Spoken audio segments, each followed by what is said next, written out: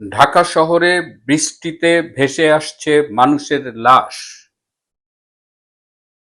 রয়টার্সে প্রদত্ত শেখ হাসিনার সাক্ষাৎকারের পরে যখন সরকার পক্ষের কেউ মুখ খুলছিল না, কোনো প্রতিক্রিয়া জানাচ্ছিল না, তখন আজ হঠাৎ করেই আইসিটির chief prosecutor mister Aminul Islam বলেছেন।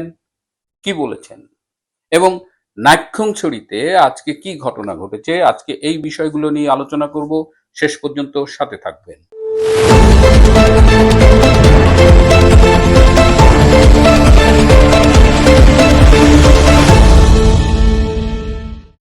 আসসালামু আলাইকুম, আদাব এবং নমস্কার।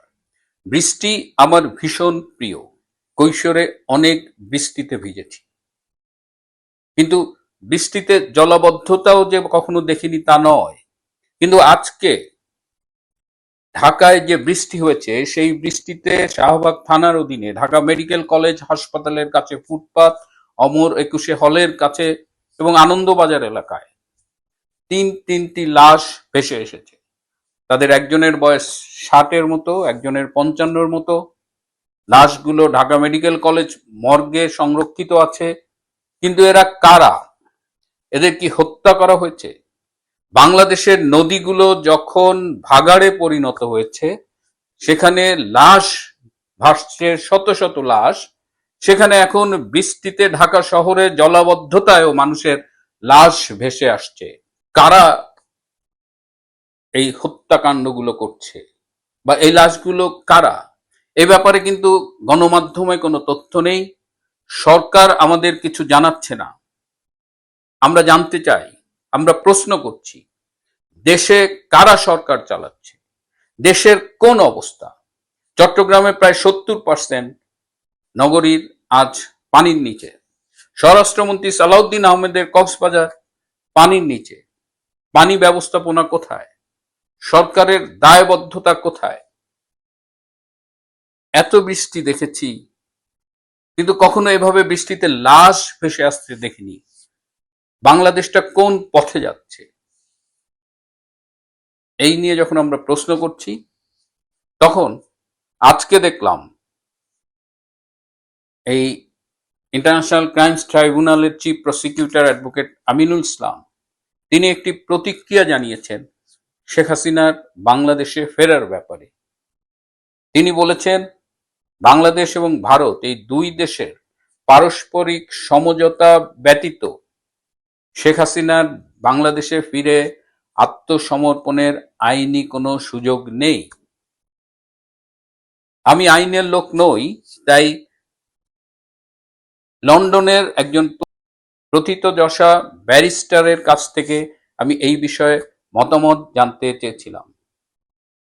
দীর্ঘ আইন প্র্যাকটিস করা এই ব্যারিস্টার আমাকে জানিয়েছেন যে আইনের ABCD সম্পর্কে যার ন্যূনতম ধারণা আছে, সে এই কথা বলতে পারে না।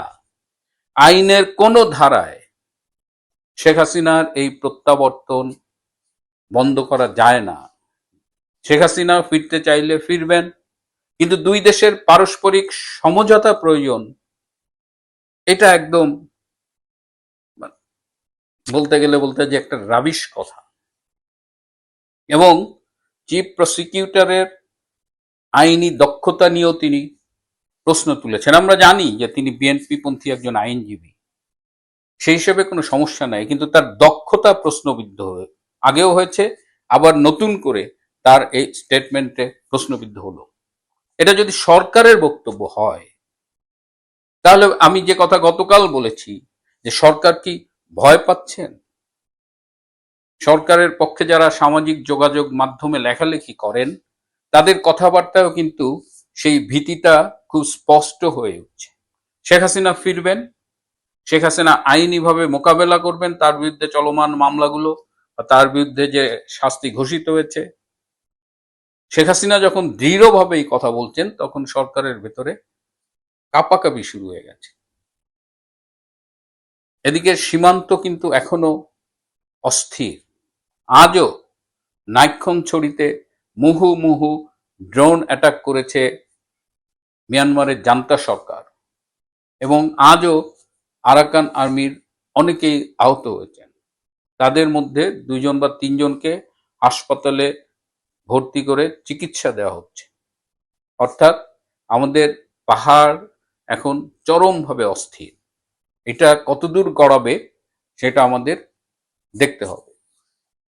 কাল বলেছিলাম আমি দিল্লি এসেছি, আমি আজকে রাতেই কলকাতা যাব। আজ সারাদিন আমি ব্যস্ত ছিলাম। অনেকেই দিল্লি আসবো শুনে বলেছিলেন আমি যেন পারলে নেত্রীর সাথে দেখা করে আসি।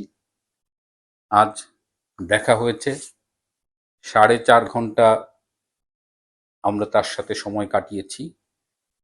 তিনি কেমন আছেন, আমাদের সাক্ষাৎ নিয়ে আমি পরে কথা বলবো। আমার খুব তাড়া আছে, আমাকে বিমানবন্দরে যেতে হবে। আজ এ পর্যন্তই।